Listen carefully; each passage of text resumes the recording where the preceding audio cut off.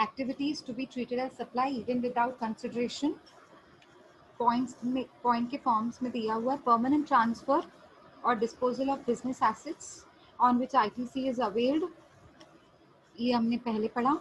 या फिर आप कुछ goods and services related person को बिजनेस को आगे बढ़ाने के लिए बेच रहे हैं, ठीक है, विदाउट कंसिडरेशन, तो भी वो सप्लाई माना जाएगा।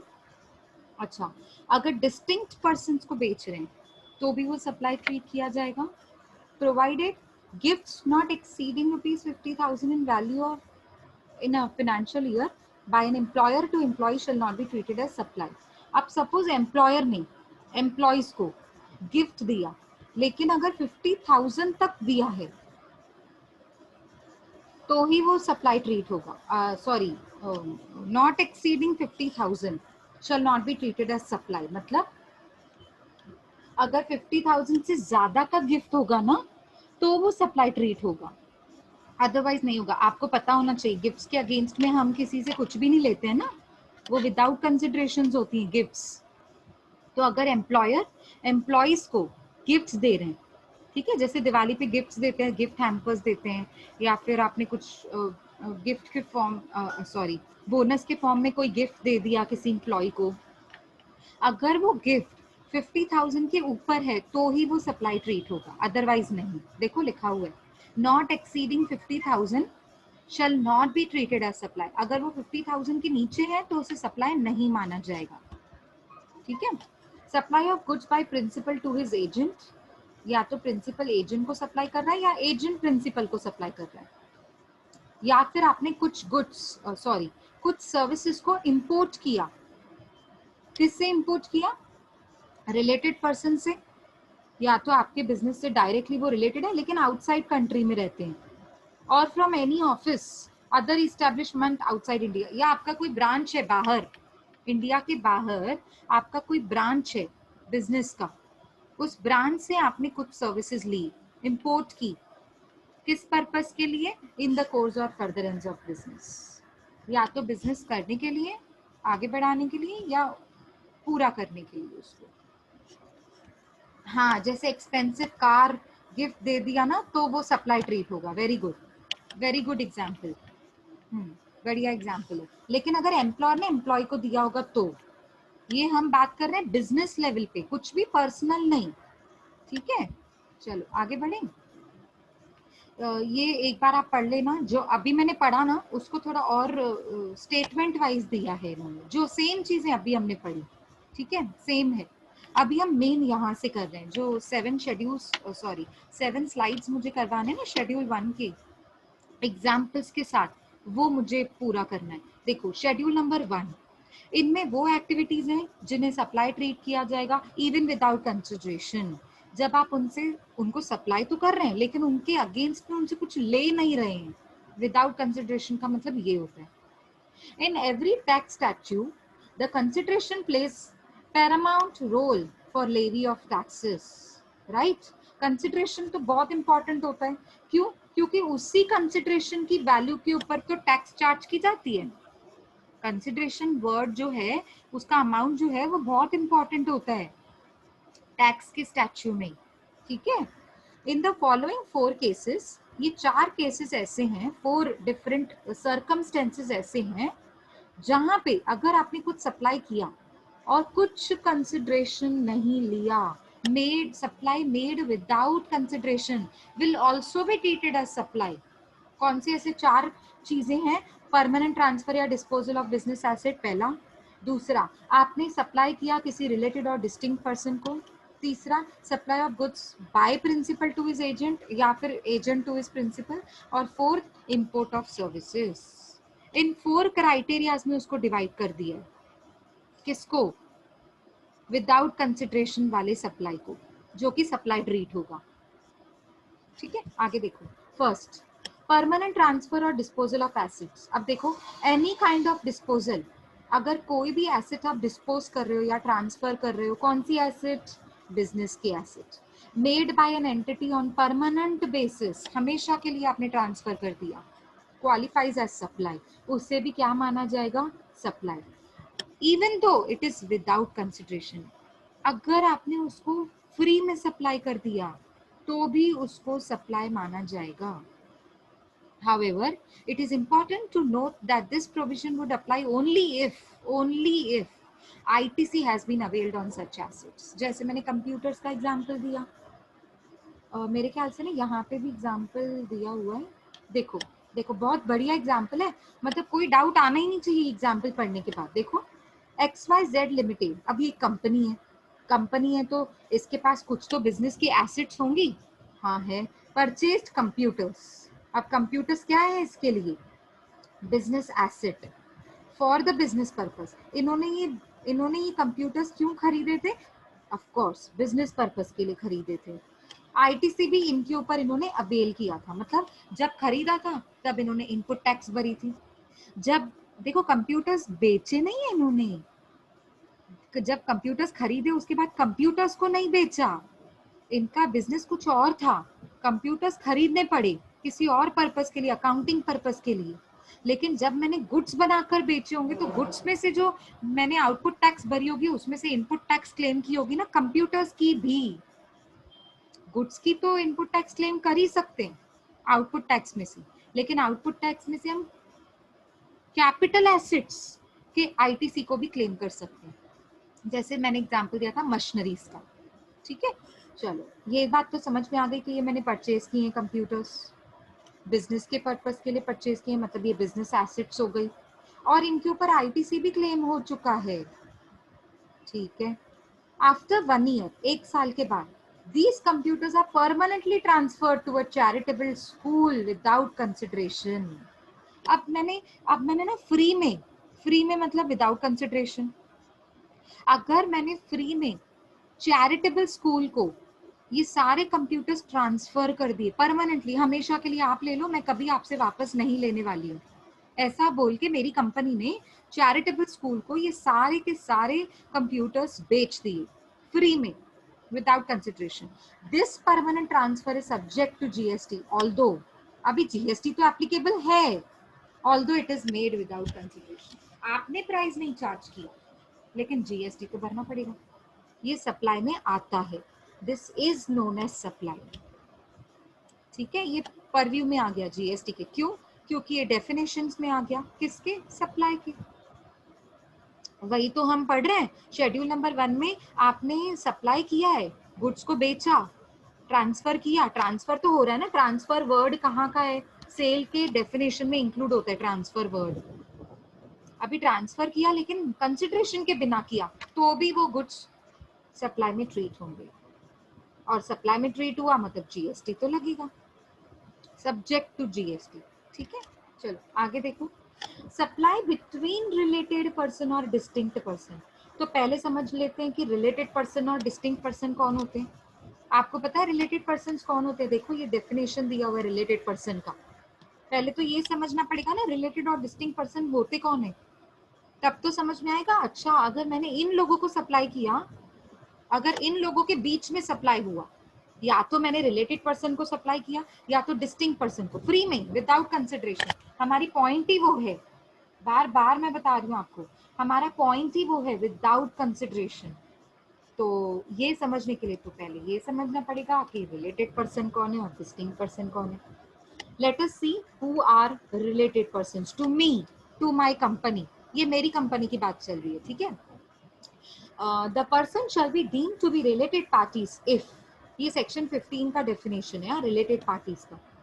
Such persons are officers or directors of one another's business. समझो आपके बिजनेस का मैं एक ऑफिसर हूँ, अपने बिजनेस का मैं ऑफिसर हूँ, लेकिन आपकी कंपनी में मैं डायरेक्टर भी हूँ. ऐसा हो सकता है? हाँ बिल्कुल हो सकता है. मैं किसी भी कंपनी का डायरेक्टर बन सकती हूँ. Such persons are officers, या तो मैं ऑफिसर हूँ आपके कंपनी की, या तो मैं डायरेक्टर हूँ आपकी कंपनी की. आप दो कंपनीज हैं, दो अलग कंपनीज हैं. समझ आ रहे हैं आपको? तो दो अलग कंपनी के सेम डायरेक्टर्स तो रिलेटेड पर्सन हो गए ना. आपकी कंपनी, आप उसमें शेयर होल्डर हैं, आपकी कंपनी आप उसमें शेयर होल्डर हैं, लेकिन मेरी कंपनी में आप डायरेक्टर हैं, तो हुए ना रिलेटेड पर्सन. दो कंपनी के बीच में रिलेशन बन गया ना. जैसे घरों के बीच में, घर में कैसे रिलेशन होता है, नेबर्स, आप मामा की चाची की बेटी, लाइक दैट वे। दूर के रिलेशन हम कैसे बोलते हैं, ये मेरी सेकंड कजिन है, ऐसे बोलते हैं ना हम, मतलब मेरी मामा की बेटी है। सो है, रिलेशन तो है ना, बेशक वो मामा की बेटी है बट वो मेरे रिलेशंस में तो है ना। मेरे चाचा का बेटा है तो वो मेरे रिलेशन में है। तो एक कंपनी का शेयर होल्डर उस मेरी कंपनी का डायरेक्टर बन गया, तो हो गए ना, दो बिजनेस आपस में रिलेटेड हो गए, इसी कहते हैं रिलेटेड पार्टीज। ठीक है, चलो आगे देखो। Such person are legally recognised partners in the business. अगर आप किसी फर्म के, किसी बिजनेस के पार्टनर्स हैं तो रिलेटेड हुए ना, रिलेटेड हो गए। मतलब क्यों, क्योंकि आप मेरे बिजनेस के पार्टनर है, इक्वल पार्टनर, 50-50%। ठीक है, ये तो बहुत इजी है। Such person are employer and employee, very very important point. अगर मैं आपकी एम्प्लॉय हूँ या मैं एम्प्लॉयर हूँ, आप मेरे एम्प्लॉय हो, तो हम दोनों के बीच में कौन सा रिलेशन है, employer and employee, therefore we are related parties. अच्छा, any person directly or indirectly owns, controls or holds 25% or more of the outstanding voting stock or shares or both of them। अभी example देती हूँ। आपने ना मेरी company में ना 25% से ज्यादा वोटिंग राइट्स खरीदे हैं। कब वोटिंग राइट्स कब खरीद सकते हो आप, आपके हाथ में वोटिंग राइट्स कब आ सकते हैं, जब आप शेयर्स खरीदेंगे, स्टॉक खरीदेंगे। आप 25% से ज्यादा शेयर्स खरीदेंगे तो आपके पास 25% से ज्यादा वोटिंग राइट्स हो जाएंगे। और अगर आपके पास 25% से ज्यादा वोटिंग राइट्स मिल गए तो आप मेरी कंपनी के कौन बन जाएंगे, रिलेटेड पार्टी, रिलेटेड पर्सन। ठीक है, चलो ये जो 25% वाली बात बोल रहा है ना, बस इसको इसने दो पार्ट्स में डिवाइड किया। क्या, one of them directly or indirectly controls the other. मतलब समझो मेरे पास 25% से ज्यादा है, मतलब समझो 50% है, और किसी एक को 40% है, किसी तीसरे को 10%, हो गया ना 100%। तो सबसे ज्यादा मेरे पास हुआ ना 50%, मतलब मैं सबसे ज्यादा कंट्रोल करने की पावर्स रखती हूँ कंपनी को। ये फर्स्ट पॉइंट में ये बोल रहे हैं ए में। और बी में क्या बोल रहे हैं, both of them directly or indirectly controlled by the third party. मतलब जैसे मैं 50% होल्डर हूं तो मैं दोनों को कंट्रोल कर रही हूँ ना। ठीक है, या हमें थर्ड पर्सन कंट्रोल कर रहे हैं क्योंकि उसके हाथ में 25% वोटिंग राइट्स हैं या 25% से ज्यादा वोटिंग राइट्स हैं। ठीक है, next, together they directly or indirectly control a third person. या फिर किसी कंपनी के शेयर्स आपने खरीद के रखे हैं, ठीक है, तो आप उनके लिए थर्ड पर्सन है। ठीक है, तो आप उनकी कंपनी को कंट्रोल कर रहे हैं, उनके डिसीजंस आप लेते हैं। ठीक है, क्यों क्यों, क्योंकि उनकी कंपनी में आपके मेजर होल्डिंग्स हैं, मेजर शेयर होल्डिंग्स हैं, इसलिए आप उस पार्टी को कंट्रोल कर सकते हैं। या फिर उन्होंने आपको पेमेंट नहीं की है तो कंट्रोल तो आपका ज्यादा हो जाएगा ना कि मुझे पेमेंट पहले मिलनी चाहिए। अगर बहुत ज्यादा अमाउंट आपने किसी कंपनी में लगा दिया, चलो बोरोड फंड्स लगा दिए, चलो शेयर्स नहीं खरीदे, अगर आपने किसी कंपनी को बोरोड फंड्स दे दिए, लोन दे दिया, तो आपका कंट्रोल तो ज्यादा होगा ना। आप तो पहले डिमांड करोगे मेरे लोन का इंटरेस्ट पेमेंट करो, मुझे पहला पेमेंट करो, तो आप कंट्रोल ज्यादा कर सकते हो वहां पर एज अ थर्ड पर्सन। ठीक है, they are the members of same family. अच्छा, सेम फैमिली के मेंबर्स भी होंगे तो भी रिलेटेड पार्टी हो जाएगा। ठीक है, अभी देखो, ये तो हो गया रिलेटेड पर्सन। अब डिस्टिंक्ट पर्सन कौन होता है, देखो, a person who has obtained or is required to obtain more than one registration. एक रजिस्ट्रेशन से ज्यादा, मतलब आपने ना एक बिजनेस ओपन किया एक के नाम पे, एक रजिस्ट्रेशन के नाम पे, और दूसरा बिजनेस आपका ओपन है दूसरे रजिस्ट्रेशन पे, वेदर इन वन स्टेट, चाहे वो एक स्टेट में हो चाहे अलग स्टेट में हो, चाहे एक यूनियन टेरिटरी में हो चाहे अलग यूनियन टेरिटरी में हो, in respect of each registration shall be treated as distinct person for the purpose of this act। यानी कि इस एक्ट के पर्पस के लिए आपको डिस्टिंक्ट पर्सन माना जाएगा। जब आप या तो सेम स्टेट या तो दूसरे स्टेट में दूसरा बिजनेस ओपन कर रहे हैं और विद सेम रजिस्ट्रेशन नहीं करवाया आपने, अलग रजिस्ट्रेशन करवाया, अलग नाम पे, समझ आ रहा है आपको। तो इसको बोलते हैं डिस्टिंक्ट पर्सन। ठीक है, ये हुआ रिलेटेड पर्सन, ये हुआ डिस्टिंक्ट पर्सन। अब रिलेटेड पर्सन और डिस्टिंक्ट पर्सन के बीच में कुछ भी आपने सप्लाई किया without consideration in the course or furtherance of the business will be treated as supply.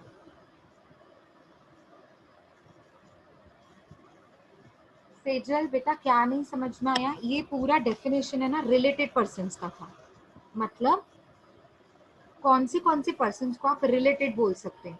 Officers और डायरेक्टर्स सेम कंपनी के, ठीक है, आप मेरी कंपनी के डायरेक्टर भी हैं, आप मेरी कंपनी के पार्टनर हैं, हम दोनों पार्टनर्स हैं सेम कंपनी के, ठीक है, आपने मेरी कंपनी में 25% ज्यादा वोटिंग राइट्स, 25% से ज्यादा शेयर्स खरीदे, या फिर हम एक सेम फैमिली मेंबर्स हैं, मतलब सेम फैमिली को बिलोंग करते हैं, तो आप रिलेटेड पर्सन है, सिंपल। और डिस्टिंक्ट मतलब दो अलग कंपनीज, डिस्टिंक्ट मतलब दो अलग कंपनीज, बीच में कोई रिलेटेड पर्सन ही नहीं है, ना आप मेरी कंपनी के डायरेक्टर हो, ना आपने मेरी कंपनी के शेयर्स खरीदे हुए हैं, दैट वे उसको कहते हैं डिस्टिंक्ट पर्सन, सिंपल।